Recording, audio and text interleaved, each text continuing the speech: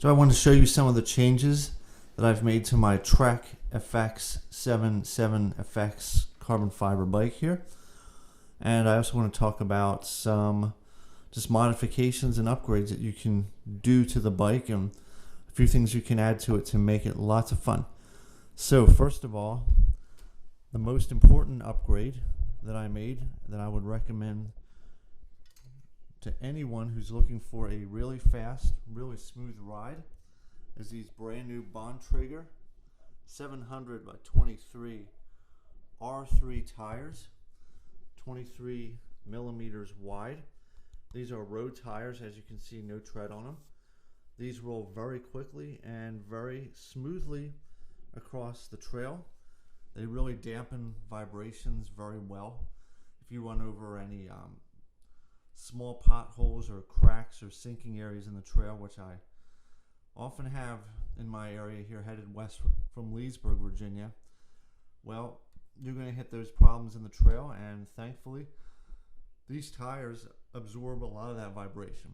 The original tires that come with it, the Bontrager Race, I guess 700 by 25 millimeter, are pretty good tires. They do have tread on them. They're a little bit slower.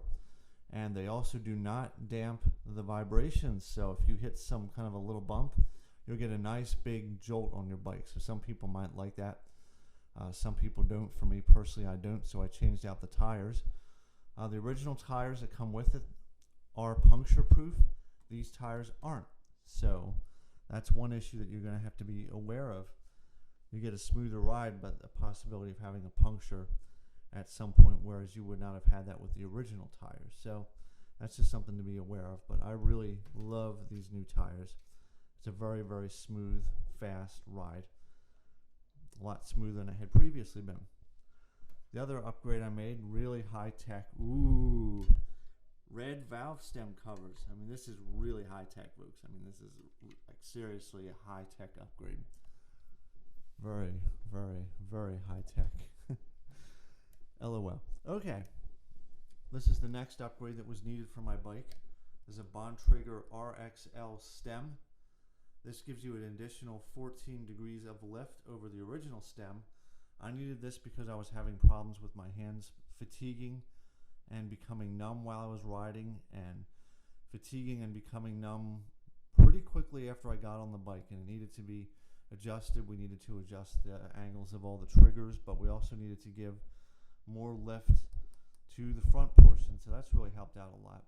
I don't really have the numbing and fatiguing as much anymore, or when it does happen, it only happens after I've been on the bike for a pretty long time.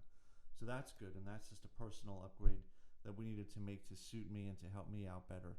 But if you're having issues with your hands and you've got the triggers adjusted and such and angled properly and you're still having problems, then you'll probably want to upgrade the stem and give something that gives some more lift. But you should have that done by fitting or a fitter at your local bike shop. They can discern and determine that for you. So the next thing that I wanted to show really quickly, I had to get rid of my mirror that was on the end here. I had a nice mirror, a MiriCycle mirror. It's specifically designed for the Bontrager IsoZone and Bontrager satellite handlebar set, and a MiriCycle mirror just pops right on the end there. But I have since gotten these well, sort of bar ends, I guess, ends if you would want to call them that. Here's another one, and this gives you more hand positions. As important as it is to have a mirror, I was able to discern that it was even more important for me to have really good hand positioning and have the ability to have multiple positions on straight bars. So now I can use these IsoZone satellite grips here, or I can just easily and quickly, seamlessly transition right over to grabbing onto these on the side. And these are RAV-X bar ends. And I will very often use this one here on the left-hand side, and I'll have my right hand still on the grips, and the left hand will be over here. Because I don't use the left triggers as much since we got the front derailleur and front brake, and I'm not on that quite as often as I would be on the rear brake and the rear derailleur over here. I'm on those more frequently. So with that said, an all typical riding position is right hand there, and left hand over here at times, and then over here at times. Switch back and forth there, switch it up. If I can switch up on the right, I definitely do that if I don't need to be anywhere near my triggers. So that's that. Got this Bontrager Node 2.1 bicycle computer. It comes with a quick start guide, which pretty much tells you how to get the thing set up, configured, installed on your bike, and then how to pretty much turn it on and run it in ride mode. It has multiple modes, and then you can see how fast you're going and what your average speed was and your distance and your average speed, highest speed, all kinds of statistics. It comes with a quick start guide, but I highly recommend getting the full user's guide in English, which is online. It's a 55-page guide, and it tells you all the different things this does. Like I said, it has multiple different modes to get in, and there's multiple different ways you press these two keys here, top and bottom, and side keys to get into those modes. But definitely get that manual and read it over because it has a lot of details. So this thing will give you your cadence. Also, it'll also give you altimeter. It will give you the grade, and it also comes with a heart monitor, so you can strap that thing on and see what your heart rate's looking like during your ride, which is good to know if you're hitting your fitness goals. And two more things to talk about. This is a camera mount right here.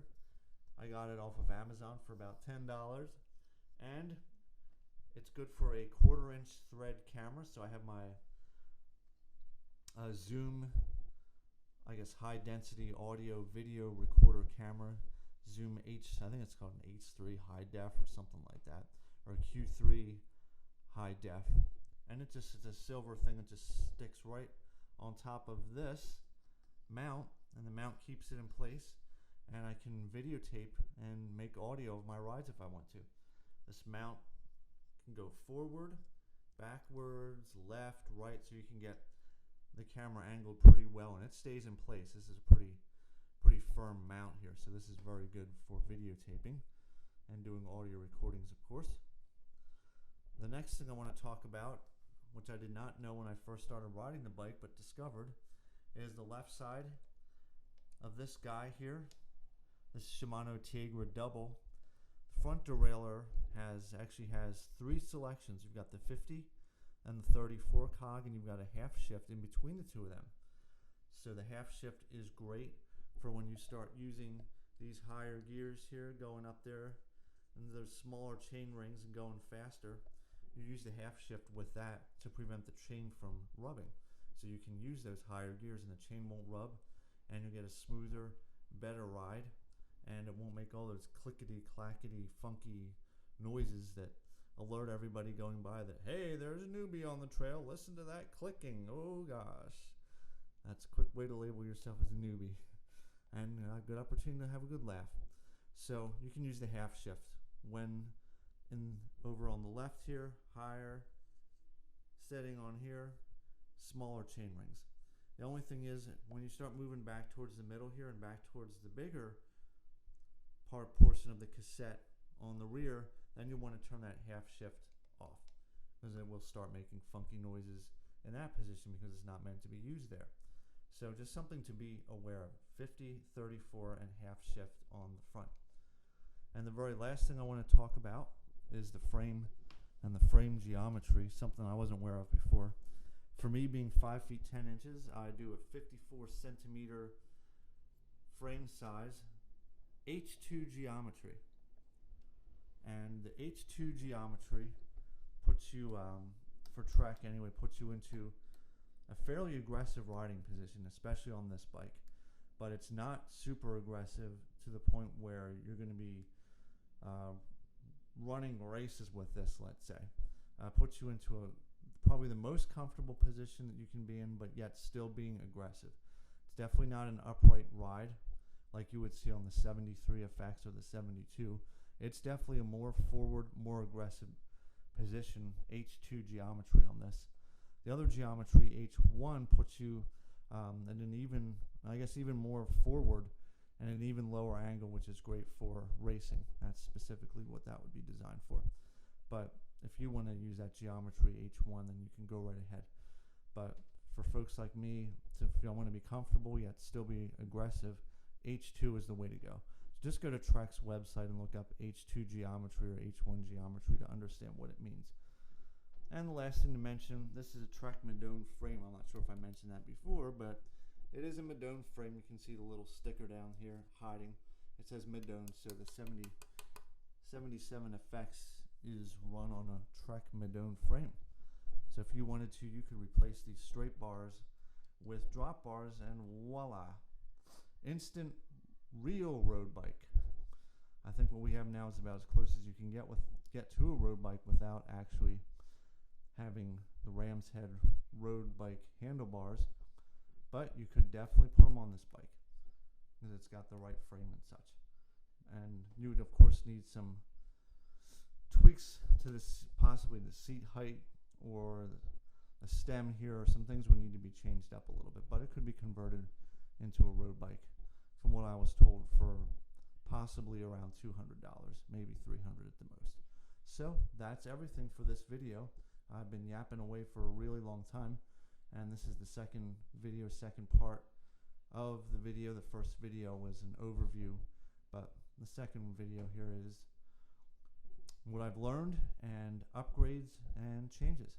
So feel free to shoot me any questions or comments or thoughts, or yell at me if you feel like it was too long. I've been yapping away here, but hopefully this will be helpful out there for other folks in the land of bicycling.